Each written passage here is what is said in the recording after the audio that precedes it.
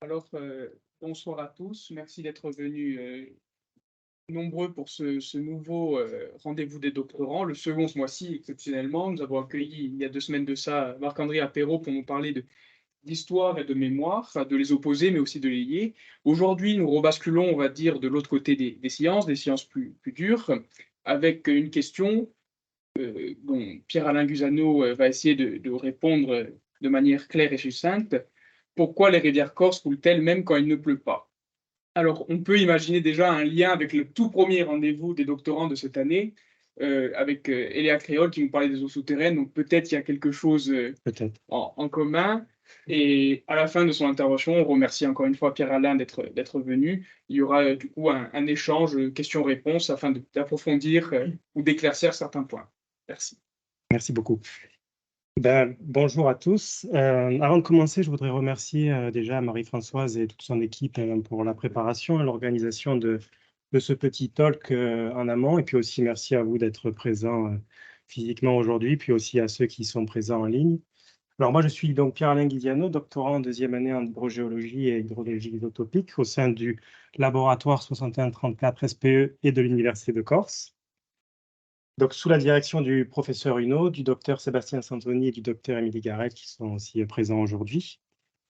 Donc, l'objet de ce petit talk, c'est tout simplement de vous présenter mes travaux de thèse qui s'inscrivent dans le cadre du projet GERICO et GEM et qui s'intéressent à un phénomène que vous avez sans doute déjà observé, je pense, si vous aimez vous balader dans la nature, qui est pourquoi est-ce que les rivières corses continuent de couler même quand il ne pleut pas? Et on verra comment, en fait, la chimie et les isotopes de l'eau permettent d'apporter un éclairage, des premiers éléments de réponse en ce sens. Donc la présentation elle va se dérouler de cette manière. Déjà, je ferai un petit rappel introductif sur le contexte, les problématiques, les enjeux de l'étude. Ensuite, on décrira quels sont les sites qui ont retenu notre attention, qui vont servir de support pour nos travaux. On détaillera aussi les outils qu'on a utilisés. Je vous présenterai nos premiers résultats et on discutera tous ensemble ensuite de ces résultats et des perspectives qui en découlent. Donc un petit mot d'abord sur le contexte. La Corse se situe, c'est une île montagneuse méditerranéenne. Donc de ce fait, la saisonnalité typique de ce climat implique certaines conséquences. De façon générale, on a de faibles précipitations pendant l'été, qui sont concomitantes avec des niveaux d'eau bas, en général des niveaux d'eau qui sont les plus bas, ce qu'on appelle des débits d'étiage. À cela s'ajoute une forte dépendance des écosystèmes et des activités socio-économiques qui dépendent de ces débits d'étiage. On a aussi une forte pression sur ces ressources qui est accentuée pendant ces périodes sèches, avec les besoins pour l'agriculture, mais aussi l'eau potable, notamment aussi pour l'arrivée des touristes. Et donc tout ça fait que on a une grande pression. Cependant, on constate que certaines rivières continuent de couler. Alors comment et pourquoi? Donc nous, on s'est posé la question au sein de l'équipe. S'il ne pleut pas et que les rivières continuent de couler, il faut bien que cette eau vienne de quelque part. Donc, qu'en est-il de la contribution finalement des eaux souterraines au débit de ces rivières? Et qu'en est-il de la contribution de ce qu'on appelle le débit de base? Alors, de façon très simple, le débit de base, c'est tout simplement cette portion qui vient des eaux souterraines et qui vient alimenter nos rivières. Donc, vous voyez, de cette problématique et de ce contexte, on détermine plusieurs enjeux et des objectifs de nos travaux. Le premier, c'est de caractériser en fait ce débit de base, cet apport des eaux souterraines dans l'espace et dans le temps, à l'aide des outils qu'on utilise au laboratoire, donc à savoir la chimie et les isotopes de l'eau, pour améliorer en fait la compréhension du cycle continental de l'eau, afin d'opter pour une gestion plus raisonnable, durable, équilibrée de la ressource dans une zone sensible soumise aux effets du changement climatique. Et donc pour ça, il y a des investigations qui sont menées dans le cadre de ma thèse en Corse, une région méditerranéenne qui est soumise aux effets du changement climatique. Donc comme vous le savez, la Corse, elle se situe dans la partie occidentale du bassin versant méditerranéen. Elle a un avantage, c'est qu'elle présente une très grande diversité en fait, de paramètres, que ce soit en termes de géologie, de nature des roches, c'est ce que vous avez sur cette carte à gauche, mais aussi en fonction de la taille de ces bassins versants, de leur forme, des variations d'altitude, ça c'est plutôt ce que vous avez sur cette carte. Et grâce à tout ça, en fait, on a la chance de retrouver la plupart des processus qu'on trouve dans le cycle de l'eau. Et donc, ça fait de la Corse un endroit idéal pour le type d'études qu'on mène au laboratoire. Et donc, pour être plus précis, on a commencé nos travaux sur 2 bassins versants de test qu'on vous a représentés ici, le Tavignan et le Fiumalto, puisque ce sont des bassins qui ont déjà été caractérisés précédemment par des collègues au sein de l'équipe, en utilisant les traceurs naturels, c'est-à-dire la chimie de l'eau et les isotopes. Donc, le Tavignan et le Fiumalto sont 2 bassins versants montagneux méditerranéens. Comme je vous l'indiquais, ils ont été caractérisés précédemment grâce à des suivis mensuels qui ont été faits en 2017-2019 sur des stations hydrométriques de l'Adréal, qui sont aussi représentées ici. Donc, ces suivis, en fait, ils consistent tout simplement à prélever les eaux de rivière et on va regarder différents paramètres, donc des paramètres de terrain comme la minéralisation totale, mais aussi le pH, l'oxygène dissous. Ensuite, en laboratoire, on va procéder à des analyses pour regarder eh bien, les isotopes stables de la molécule d'eau, donc tout simplement en fait, les atomes, les composés intrinsèques de cette molécule. Et on va aussi regarder eh bien, la chimie majeure, c'est-à-dire les anions, les cations principaux, en fait, ce que vous pouvez retrouver, il y a beaucoup d'hydrogéologues ici, mais ce que vous pouvez retrouver sur les bouteilles d'eau. Et aussi, on va regarder bien sûr les débits qui sont suivis au niveau des stations, puisque ça, on va y revenir un petit peu plus tard, mais on en a également besoin. Alors, comment maintenant caractériser cette eau souterraine? Comment caractériser ce débit de base? 2 familles d'outils principales. Tout d'abord, les outils de l'hydrologie classique, si je puis dire, qui comprend en fait des méthodes qui vont d'une base empirique à analytique et qui comprend les méthodes dites graphiques, des filtres et des filtres digitaux. De manière très simple, ces filtres-là, ils ont besoin pour fonctionner d'une donnée de débit à l'entrée, ce que vous voyez ici, la courbe en bleu. Et ils vont considérer, en fait, donc de manière empirique ou analytiquement, des points bas sur cette donnée de débit, relier ces points bas et considérer que tout ce qui se trouve en dessous, c'est mon eau souterraine, c'est mon débit de base. Donc, comme vous le voyez, ces méthodes-là, elles ont un avantage parce qu'elles sont très faciles d'utilisation. On peut avoir des résultats qui sont facilement reproductibles. On a juste besoin d'une donnée de débit en entrée. Par contre, ils ont un inconvénient, c'est qu'ils sont complètement déconnectés de la réalité physique des bassins versants, des processus physiques et chimiques qu'on peut y retrouver. Et du coup, ils ont souvent besoin d'être calibrés en fait, pour les conditions hydroclimatiques dans lesquelles on les utilise. L'autre grande famille, eh bien, c'est les outils qu'on utilise au laboratoire, c'est les traceurs naturels, c'est-à-dire ce qu'on appelle la composition chimique de l'eau et les isotopes. Donc, pour ça, on se base sur plusieurs hypothèses et plusieurs postulats. C'est ce que vous avez sur le petit schéma conceptuel à droite, où on va considérer en fait que notre rivière, à chaque instant, c'est un mélange de plusieurs pôles, de plusieurs sources qui vont contribuer à son débit. Donc là, par exemple, vous pouvez voir sur le schéma que cette eau de rivière, c'est un mélange des nappes souterraines plus profondes, des eaux du sol, mais aussi des précipitations directes et du ruissellement. On va considérer aussi que tous ces pôles-là, et ça c'est plutôt le schéma de gauche, eh bien, ils ont une composition chimique et isotopique particulière, reconnaissable, caractéristique, qui reste fixe dans le temps. Et donc, grâce à des outils qu'on utilise, donc là je vous ai mis un exemple donc, de modèle de mélange, ce qu'on appelle le N-Member Mixing Analysis. Si vous voulez, on pourra détailler ensuite la formule lors des questions. Mais grâce à ces modèles-là, et en échantillonnant notre mélange et ses pôles, eh bien, on peut déterminer à chaque instant les pôles qui contribuent en proportion à alimenter notre rivière.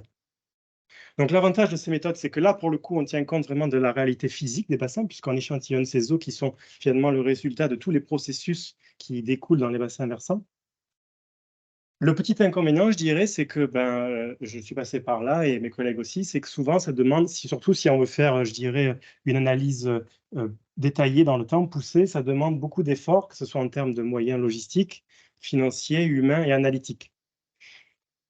Alors du coup, la question qu'on se pose, et ça a été aussi proposé dans la littérature, c'est pourquoi ne pas tirer profit finalement des avantages de chaque méthode? Pourquoi ne pas combler les limitations de l'une avec les avantages de l'autre? Donc pourquoi ne pas calibrer nos outils classiques de l'hydrologie qui sont faciles à utiliser, ils peuvent tourner longtemps dans le temps, mais déconnectés de la réalité, avec nos traceurs naturels qui tiennent compte de cette réalité? Nous, c'est ce qu'on a fait pour nos conditions hydroclimatiques particulières dans les 2 bassins versants, puisqu'on a à disposition tous les outils qu'il nous faut pour cela. Nous avons donc la donnée traceur mensuel qui a permis de déterminer une référence des eaux souterraines sur un suivi mensuel de 2017 à 2019. Et nous avons tous les outils de l'hydrologie classique. Grâce à ça, on définit en fait ce qu'on appelle un débit de référence, ce qui va nous servir en fait pour la calibration de nos outils classiques. Et ensuite, nous avons appliqué eh bien, une procédure de calibration en 3 étapes. Alors, de manière très simple, on va d'abord regarder la cohérence des courbes qui sont générées par ces outils calibrés. Est-ce que ça semble bien cohérent ou non? Ensuite, on a évalué la performance grâce à des outils statistiques qui sont très couramment utilisés dans ce type d'études. Est-ce que c'est une bonne performance ou une mauvaise performance? Et ensuite, on a regardé bien, des données liées à ces eaux souterraines générées, notamment un indicateur particulier qu'on appelle le Base Flow Index, donc l'index du débit de base, et qui est tout simplement en fait le ratio de ces eaux souterraines par rapport au débit total sur le long terme. Et donc, voici les résultats que nous avons. Donc, on a effectué la calibration sur le bassin versant du Tasignan et la validation sur le Fiumalto. Donc, ce que vous pouvez voir ici, c'est l'évolution du débit, c'est la courbe, la surface bleue, au cours du temps sur la période d'étude. Vous avez les points bleus qui sont la donnée traceur naturel, géochimique et isotopique, qui sert donc de référence, de calibration. Et vous avez un exemple ici de méthode analytique, le filtre de Eckart, en noir. Donc, avant calibration, c'est la courbe noire en pointillé. Après calibration, c'est la courbe qui est en gras. Et ce qu'on peut s'apercevoir, c'est qu'après calibration, aussi bien dans les périodes de hautes eaux que de basses eaux, on a les valeurs des eaux souterraines qui sont bien mieux appréhendées, puisque très proches finalement de la courbe après calibration. Donc ça nous a permis en fait de proposer des paramètres adaptés pour une utilisation de ce filtre et d'autres dans ce contexte-là, puisque en fait ces méthodes utilisent différents paramètres. Donc là, je vous ai donné un exemple, on pourra y revenir après si vous voulez. Et donc, on a proposé ce jeu de paramètres pour notre contexte montagneux méditerranéen. Ensuite, il a fallu valider ce jeu de paramètres-là. Donc, on l'a fait sur l'autre bassin versant test, le Fiumal, toujours c'est l'exemple pour le même filtre. Et là, ce que vous pouvez voir, c'est que bien, dans les basses eaux, on est toujours bien, on est proche des traceurs. On est bien au niveau des pics, un petit peu moins bien sur les phases de décrue. Mais dans la globalité, compte tenu du protocole que je vous ai détaillé, on a quand même une bonne performance à la fois pour la calibration et pour la validation. Du coup, maintenant, on peut se dire que ce filtre-là, il est calibré, il est validé dans notre contexte hydroclimatique. On peut donc supposer qu'il reproduit les données traceurs sur le long terme. On peut donc l'utiliser avec des données de débit sur 10, 20, 30 ans et essayer de dégager en fait des tendances dans la contribution des eaux souterraines. Donc, c'est ce qu'on a fait également. Et comme je vous le disais au début, on a porté un regard particulier sur un indicateur qui est donc ce Base Flow Index, notamment son évolution saisonnière au cours des 20-25 dernières années, donc 1997-2021, et son évolution interannuelle. Ce qu'on constate déjà sur le graphique ici à gauche, c'est que, alors vous avez ici en fait en bleu, la courbe en bleu, c'est toujours pour le bassin du Tavignano, et en orange, celui du Fiumalto. Donc vous avez en fait la distribution moyenne, c'est la ligne avec les points. Et ce qu'on constate, c'est que ce Base Flow Index, il suit en fait la saisonnalité typique du climat méditerranéen, puisque pour les deux bassins versants, on a 90% de contribution des eaux souterraines pendant la période sèche. Alors ça veut dire que quand vous vous baladez et que vous voyez ces deux fleuves qui coulent l'été, eh bien, c'est de l'eau souterraine. Alors c'est un résultat pour lequel on avait déjà quelques hypothèses. Forcément, on l'a dit en introduction, s'il ne pleut pas, il faut bien que cette eau vienne de quelque part. Mais c'est déjà très bien dans un premier temps de le démontrer, de le caractériser et de le chiffrer. Là où on était un petit peu plus surpris, je dirais, c'est pendant la période humide, puisqu'on a des contributions très élevées, plus de la moitié. En fait, on a 54% pour le Tavignano et 60% pour le Fiumalto. Donc ça, c'est quelque chose qu'on avait moins appréhendé. Et pour le coup, c'est un résultat qui est très intéressant parce qu'il démontre vraiment l'importance de la contribution de ces eaux souterraines, non seulement au soutien des débits d'étiage l'été, pendant une période critique, mais aussi toute l'année, finalement. Et donc, sur le graphique de droite, vous avez là l'évolution annuelle. Donc, on a tout de même une contribution annuelle moyenne de 73% à 77%. C'est énorme. En gros, ça veut dire que un 3/4, c'est de l'eau souterraine sur les 20-25 dernières années. Et ce qu'on a essayé de voir aussi, c'était est-ce que sur ces 20-25 dernières années, est-ce que les effets observés du changement climatique avaient un impact finalement sur la distribution de cet index sur les eaux souterraines? Alors, sur le court moyen terme, disons. On n'a pas mis en avant de tendance particulière. Cependant, on peut quand même observer des choses intéressantes sur du très court terme, c'est-à-dire à l'échelle annuelle, voire mensuelle, puisqu'ensuite, on a porté un regard particulier sur une année sèche, l'année 2017. Donc, comme vous pouvez le constater, on a eu des déficits en précipitation cette année-là qui ont été enregistrés. Donc, du mois de février au mois de novembre sur les deux sites. Je vous ai mis aussi un petit contexte hydroclimato qui montre en fait la diminution des précipitations drastiques sur la période d'un cycle débit. Donc, vous pouvez constater que les rivières continuent de couler. Et ce qu'on s'aperçoit, alors je précise aussi ici, donc vous avez toujours la ligne avec les points, c'est la distribution moyenne, encadrée des minimums et des maximums observés sur la période en gris. Et vous avez l'année 2017 qui est la ligne qui est plutôt gras. Et donc, ce qu'on constate, c'est qu'on a une réponse directe en fait à cette sécheresse prononcée sur le BFI, puisqu'on a des contributions en fait largement au-dessus de la moyenne observée et parfois même en fait des maximales observés sur les 20-25 dernières années. Donc ça montre qu'il y a une plus grande contribution du débit de base et donc des eaux souterraines en l'absence des pluies. Alors, juste avant de conclure, quelques points essentiels. Donc, on a vu vraiment l'importance de la contribution de ces eaux souterraines en soutien du débit d'étiage et par conséquent de toutes les activités socio-économiques et des écosystèmes qui en dépendent, donc pendant l'été, mais aussi toute l'année, puisqu'on a à hauteur de 54 à 60% de contribution. Les enjeux de connaître et de caractériser ce débit de base, c'est important dans les zones sensibles en Méditerranée face au changement climatique, parce que ça permettrait à terme une meilleure gestion de la ressource. Si on veut pouvoir adopter des gestions durables, équilibrées et raisonnées, il faut d'abord comprendre comment ça fonctionne sous nos pieds. Ça peut permettre également, pour les gestionnaires, pour les parties prenantes, pour les acteurs locaux, eh bien, de mettre en place leur nouvelle politique de gestion de l'eau, justement dans ce contexte et face à ces problématiques.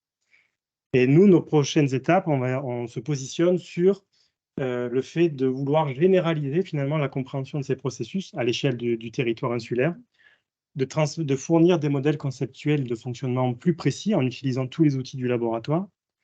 Et c'est ce qu'on a effectué dans le cadre de ma thèse, puisque nous avons échantillonné 10 bassins versants, donc 8 bassins versants supplémentaires, ce qui représente 13 points rivières, qui sont représentés ici sur la carte. Donc là, on a une bonne représentation en termes du territoire, puisque 40% de l'île est couverte. On a aussi une bonne représentation au niveau de nombreux paramètres, vous l'avez vu tout à l'heure, que ce soit en termes de géologie, de taille des bassins, d'altitude aussi.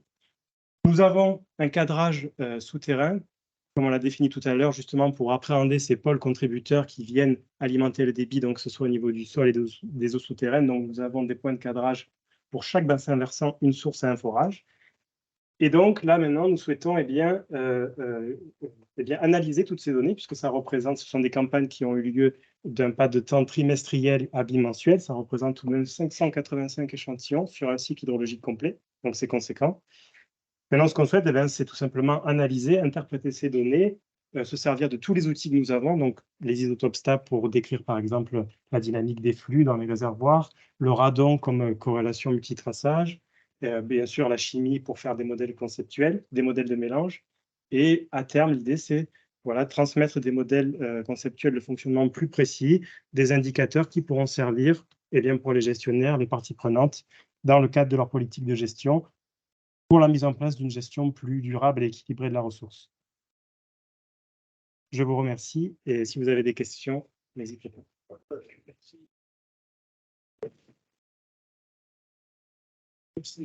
Merci Pierre-Alain pour ton intervention qui était claire. Là, je me tourne vers le public présent ou même sur Teams s'il y en a. Si vous avez des questions, à vous de jouer.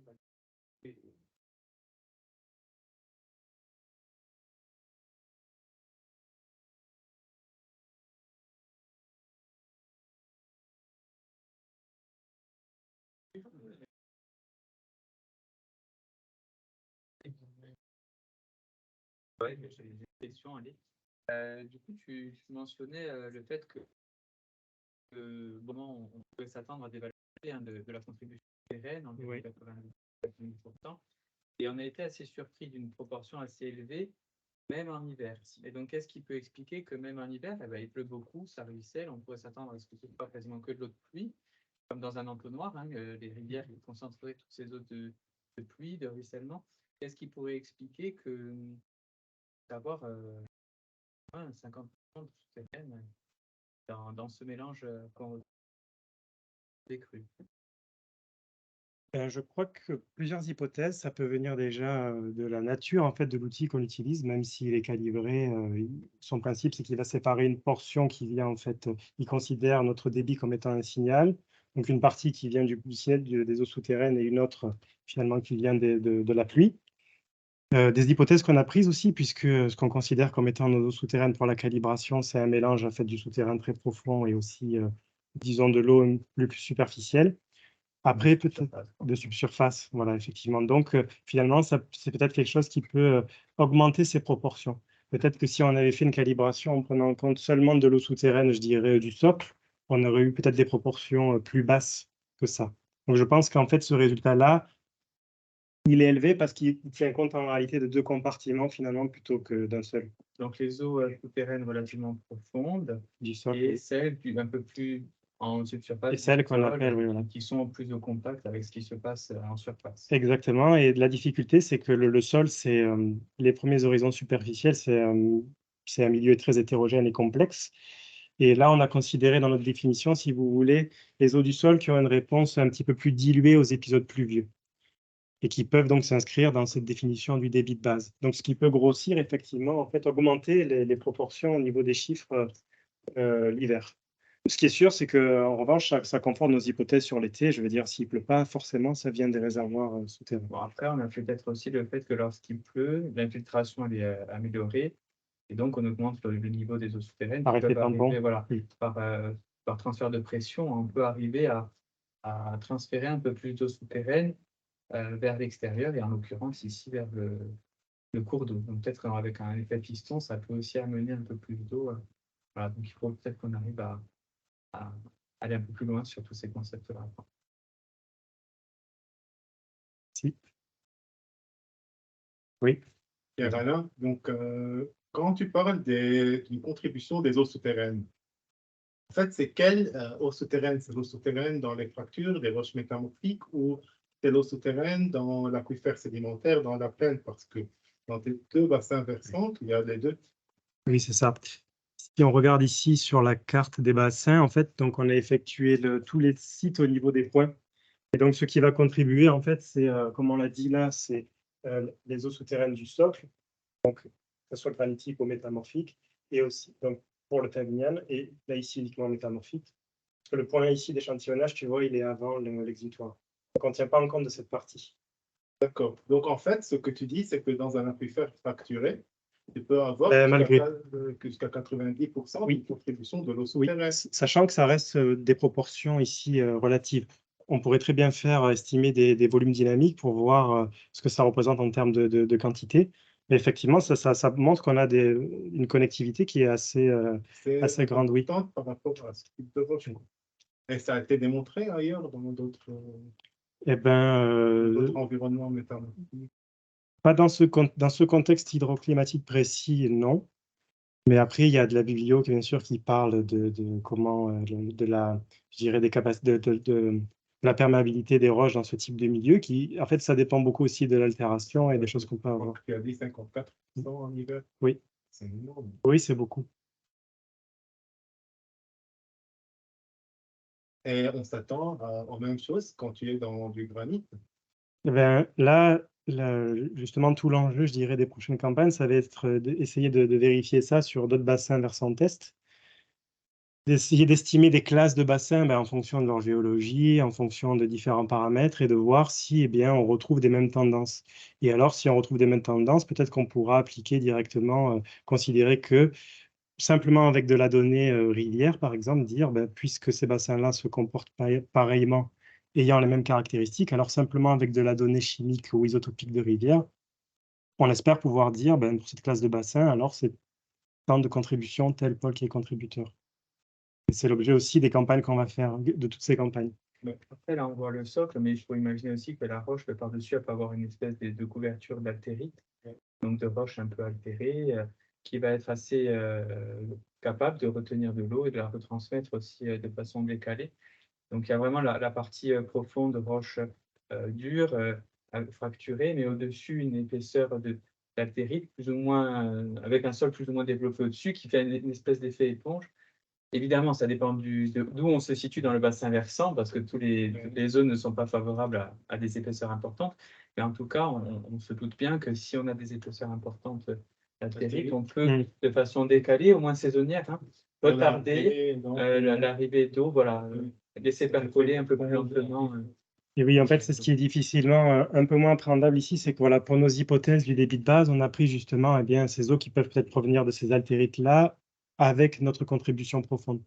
Et donc aussi l'enjeu de ce qu'on va faire, c'est vraiment de discriminer les différents pôles contributeurs. Donc séparer en fait cette contribution du socle le plus profond, je dirais, de fractures Ouais, connectées. en fait, l'important, c'est dans un contexte fracturé, les chiffres avancés sont énormes. Oui, oui. Voilà, pour une roche qui était connue traditionnellement comme étant C'est relativement imperméable. relativement Oui, imperméable. tout à fait. C'est pour ça qu'il faut vraiment aller plus loin dans qu'est-ce qu'on appelle eau souterraine. Ouais, Ouais, bien, est-ce que c'est vraiment du profond, mieux la définir. c'est ça, ou est-ce que c'est de subsurface dans ces horizons? Et justement, est-ce que, après, si tu regardes tes bassins versants qui sont essentiellement granitiques, est-ce que ça peut pas te permettre de, bon, même si du coup le fonctionnement de la roche de socle en elle-même est différent, mais est-ce que ça peut pas permettre d'isoler un peu ça? Parce que c'est vrai que moi j'ai dans l'idée, c'est peut-être faux, hein, mais qu'on a quand même une tendance, même si on peut Oui. avoir des horizons d'altérite, à avoir quand même un développement de sol qui est beaucoup plus limité sur les terrains granitiques. Et donc, parce que là, finalement, sur les schistes, on a quand même c'est quand même super friable et tout. On a quand même des horizons superficiels qui peuvent être facilement meubles, ou je sais pas. Peut-être qu'on peut plus distinguer ces deux compartiments, Ouais, tout à fait. surface et profond, je dirais. Peut-être que l'étude des bassins versants granitiques, je sais pas, Mais oui, tout à fait, tout à fait. pourra permettre de voir juste une Mais- contribution plus profonde. Mais ces bassins versants, ça sèche pas, hein. Et pour autant, Oui. c'est ça qui Oui, oui, oui. est assez perturbant. Tout ce qui est Taravo, Gravone, Il coule tout le temps, oui. typiquement, ça coule tout le temps et Bien sûr, mais peut-être que est-ce qu'on ne pourrait pas s'attendre à ce contraire, ce que ce soit plus du souterrain profond que du terrain subsurface Oui. et de du coup discriminer un peu les deux. Oui, oui, sûrement, sûrement. c'est vrai. Ben, c'est ce qu'on essaiera de Ouais, c'est démontrer. l'idée, hein, d'aller un peu plus loin. Voilà. Il y a aussi une contribution de la nappe alluviale quelque part. Ben, en fait, oui, mais ça dépend d'où tu prends, parce que en l'occurrence, je crois que tous nos points sont un peu plus en amont, en fait. Ah oui. Mais oui, si on l'avait pris, par exemple, proche de l'exutoire, on aurait pu considérer aussi ce pôle contributeur-là. Merci. Oui. Et pour partir, on va dire, d'un autre élément qui varie, là on a beaucoup parlé on va dire, de l'état même du versant. Moi je vais parler plutôt du côté climatique. Est-ce Mhm. qu'il y a des études qui ont été faites, notamment sur le climat montagnard et continental, pour voir la différence du BFI, donc des eaux souterraines? Alors, il y a différentes études qui ont été faites donc, dans des contextes méditerranéens, où on a une répartition du BFI qui est à peu près similaire à la nôtre, mais ce sont des bassins versants relativement plats et très petits, et aussi sableux, donc différents du nôtre.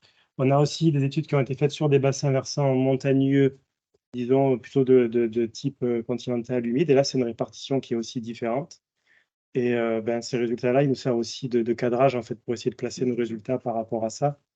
Donc, on a des contributions qui sont, je dirais, sensiblement pareilles sur d'autres bassins versants méditerranéens, supérieures étrangement aussi à ce qu'on peut trouver sur d'autres bassins versants montagneux, mais en contexte plutôt continental humide.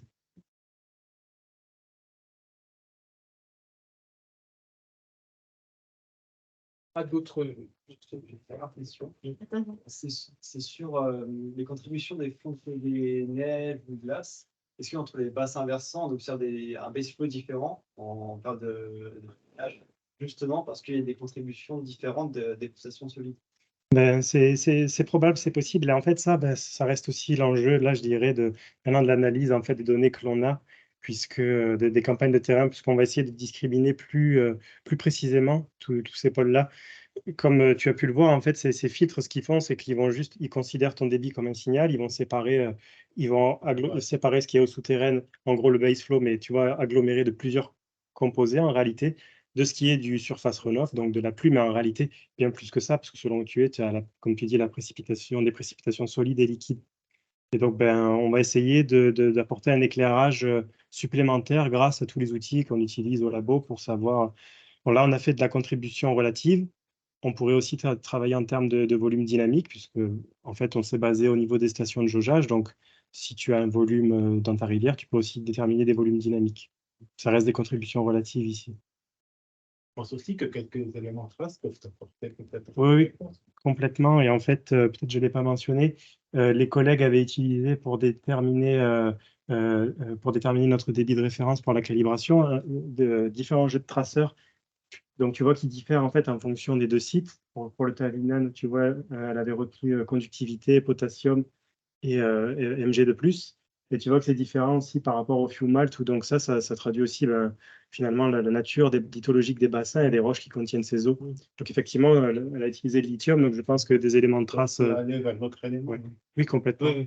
C'est des pistes aussi quand on réfléchit, mais ça, il faut qu'on en discute.